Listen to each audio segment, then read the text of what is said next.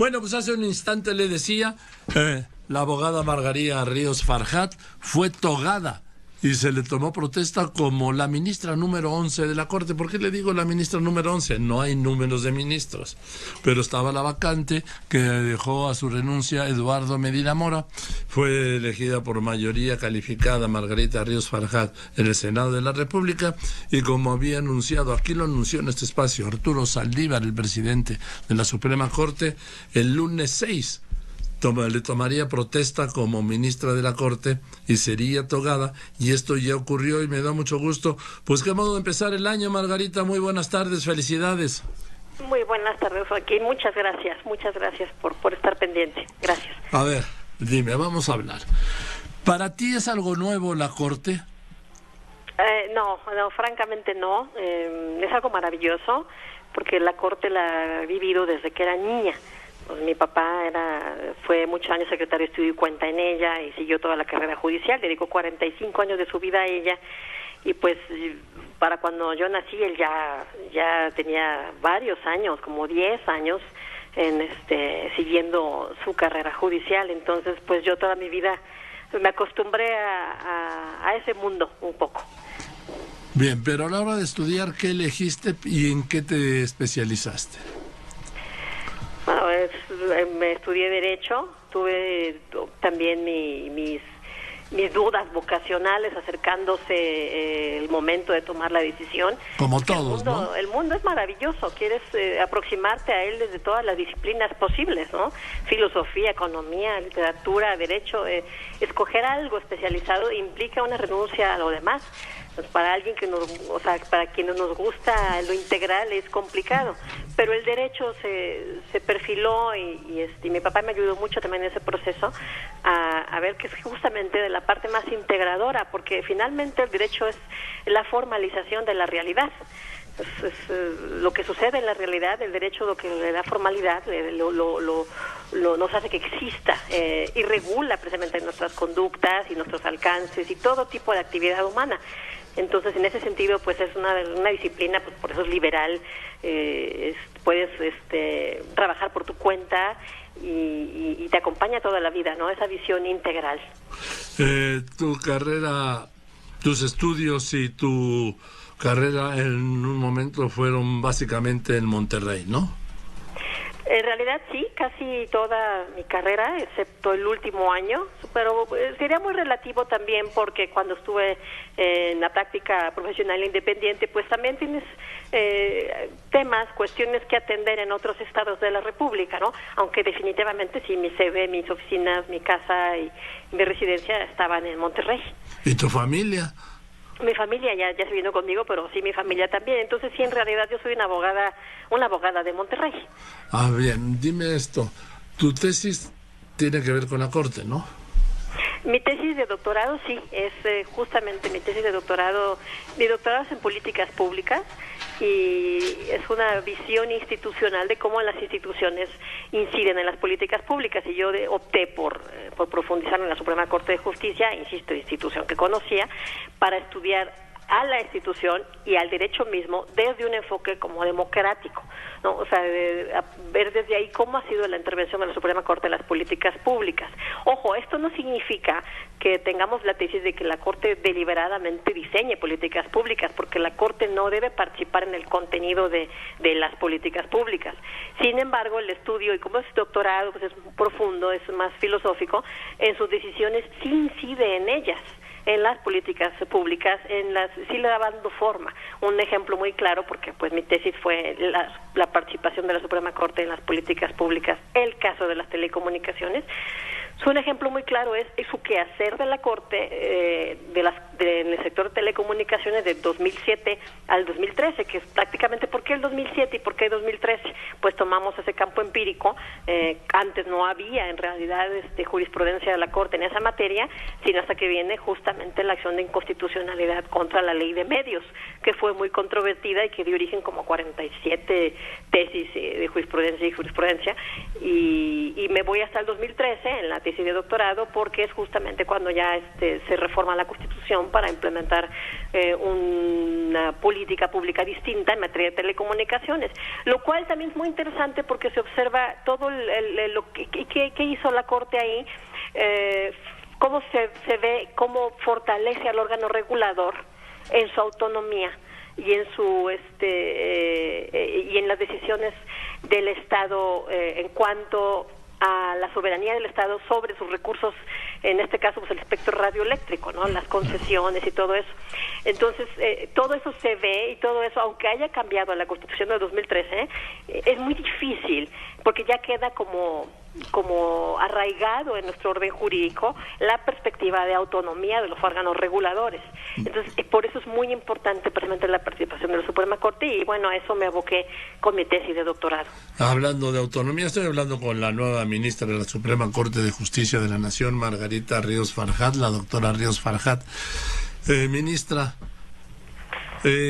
hablando de autonomía, ¿qué tan autónomo puede ser una ministra de la Corte que viene del gobierno? No estoy diciendo que sea la primera vez, pero que viene de una instancia del gobierno federal. Claro, yo comprendo que puede ser una duda válida.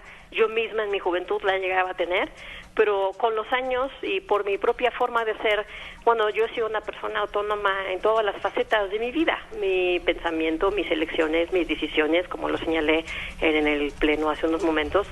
Yo entiendo, también dije ahí, que la autonomía es una forma de ser. Se es una persona autónoma y crítica respecto a todo y a todos, o no se es respecto a nada. La independencia radica en esa disposición del espíritu, no en una procedencia.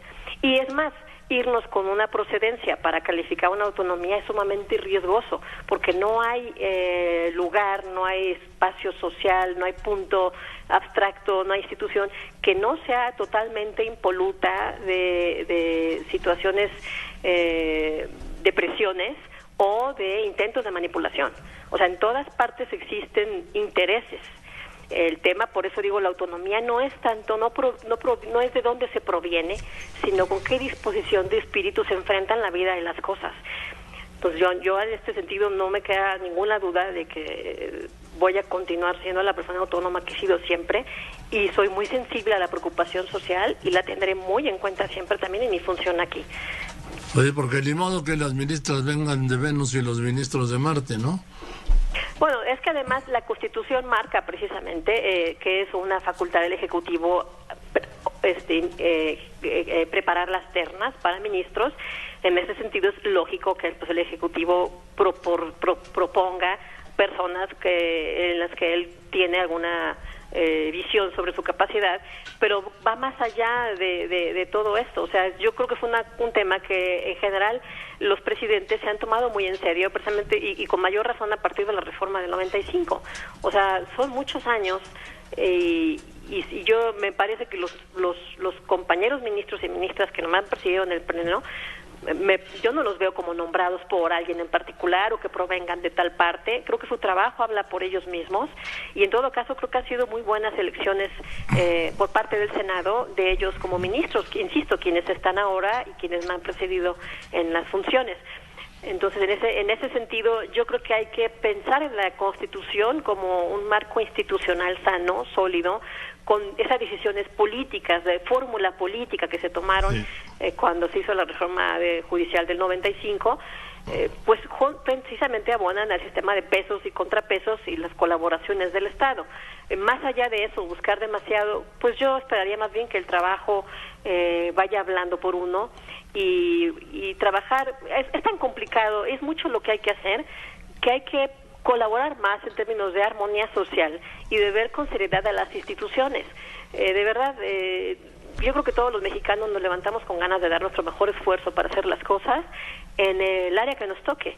Y si nos concentramos a lo largo de nuestro día en ello, de verdad vamos a ser un país mucho mejor.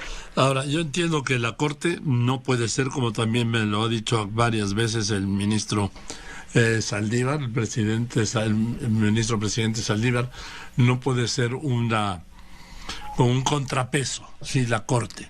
Sin embargo, estamos viendo y hablando de organismos autónomos que los organismos autónomos no están pasando por su mejor momento en su relación con el gobierno. Margarita. Pues bueno, la Corte no es un organismo autónomo, la Corte no es un es poder. la cabeza de otro poder, sí. ¿no? En ese sentido, yo coincido con la visión del presidente de la Corte, en el sentido que la Corte no debe convertirse, es un contrapeso, porque el Poder Judicial, por diseño de la distribución de poderes, es contrapeso de los otros, pero no debe ser un tema de oposición, ¿no? Es lo que yo he escuchado a ministro Saldívar decir, que no debe tomar partido de oposición respecto al gobierno que esté en turno, porque eso no es un contrapeso. Eso, al contrario, puede frenar el desarrollo del Estado. Y el tema de los organismos autónomos, pues yo creo que hay mucha construcción, reitero lo que mencionaba ahorita aquí, jurisprudencial, que los respalda en términos de institución y en términos de diseño. Los temas políticos de interlocución que puedan tener o no tener, pues yo los consideraría como eso, como temas políticos de interlocución y como los reacomodos pues que se viven en el orden jurídico. Vamos a ver cómo se desenvuelve, pero eso eso es un tema como de análisis de políticas más que de una visión institucional, ¿no?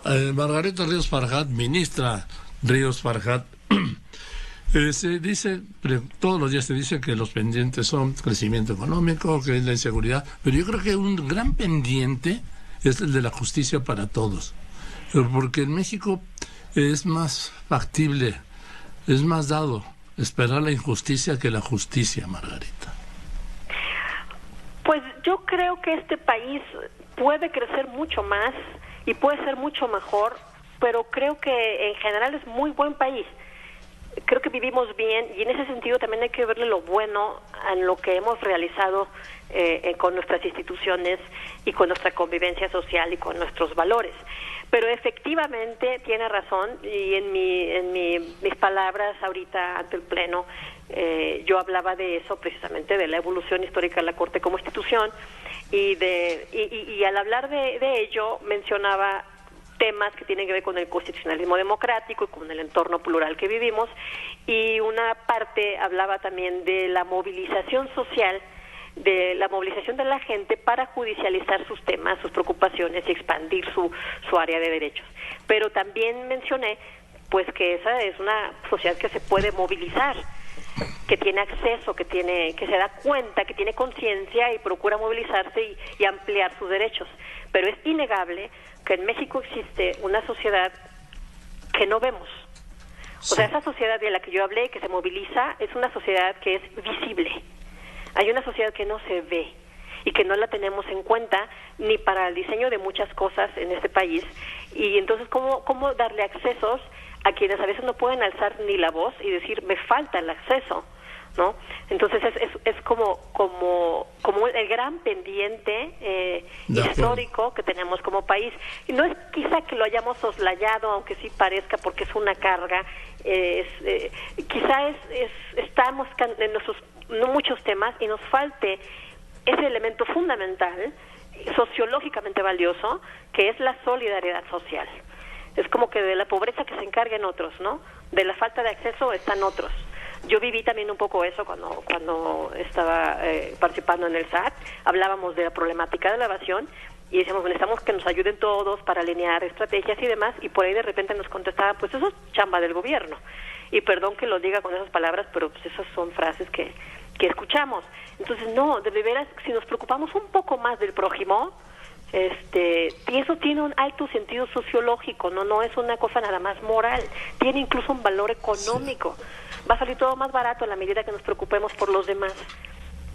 Ahora, por último, Margarita, yo insisto que sigue siendo un gran pendiente la impartición de justicia en México, el respeto al Estado de Derecho, que no atraviesa por uno de sus mejores momentos, pero hablo históricamente, ¿sí? Nunca ha sido una cualidad del Estado, del país, del Estado mexicano, garantizar el Estado de Derecho a todos los mexicanos. Y así como también me dijo el ministro Saldívar, hay una cosa que es la corrupción que se pueda dar en el Poder Judicial y otra, la corrupción que se da entre los mismos abogados, Margarita. Pues sí sucede que precisamente, y volvemos al tema de la solidaridad, que a veces funcionamos de manera egoísta, de manera que nada más privilegiamos nuestros intereses. También nos ha tocado a lo largo de la vida de repente, ¿por qué están defendiendo tal cosa si es en contra del país? Esta y esta concesiones, esta y estos temas, y es ilegítimo y tal. No importa, porque se paga bien, ¿no? Entonces sí, es por eso mencionaba yo, insisto, no como retórica, sino como pragmatismo. Sí se necesita que reflexionemos, es de veras, estamos todos en este país juntos. O sea, está bien que procuremos salir adelante de mil maneras, es lo normal y lo deseable, y bienvenidos, porque eso nos hace progresar a todos. Pero todo lo que tengamos nosotros, todas nuestras elecciones como profesionales y nuestras elecciones diarias, tienen un impacto en la vida de los demás como ciudadanos, porque eso somos también ciudadanos. Entonces, en la medida en que estemos pensando solamente en nuestros intereses, en nuestras cosas, en nuestra paga, en nuestro, etcétera, etcétera, etcétera, cuando hay un tema que al hacer eso estamos perjudicando a la colectividad en la que vivimos, pues se hace un tema complicado, ¿no? En fin, Margarita, pues te aprecio que le hayas dedicado estos minutos a todas las personas que nos escuchan. Te mando un saludo, felicidades, y pues por ahí nos seguiremos encontrando. Muchas gracias, Joaquín, por el interés, muchas gracias por el espacio, y que pase muy buen año. Oye, nada más déjame... todos sus radioescuchas. Gracias, igualmente. Déjame, nomás me quedé con una pregunta, ¿sí? ¿Qué te dijeron en tu caso tu esposo y tus hijos de que de repente ahora hagan maletas porque nos vamos a vivir a México? ¿Tú sabes la bronca que es traerlos a vivir a México? Sobre todo tus hijos. Sí es, pero pues estamos tomando esto como he tomado todas las vicisitudes de mi vida, que es, vamos viendo cómo se van ordenando las cosas, ¿no? Mientras estemos juntos y haya confianza y haya cariño, creo que hay todo, ¿no? Entonces nada más es de ir avanzando. Hay muchas cosas que aún no tenemos claras en términos domésticos, pero tenemos mucha confianza de que todo se va aclarando. Es como vas como una carretera, no alcanzas a ver el punto de destino final porque tienes que pasar por curvas, por subidas, por bajadas, y es un poco así igual, ¿no? Pero voy muy bien acompañada en ese sentido. Sí, qué bueno, gracias. Sí, pero no saben las curvas, las subidas y las bajadas que van a vivir con este traslado de Monterrey. Pero pues eso es la vida, está compuesta de eso, de ir avanzando, de ir viendo y de ir juntos. Bueno, pues qué bueno que así sea, y te mando un abrazo. Muchas gracias, Joaquín. Muchas gracias. Muy bien.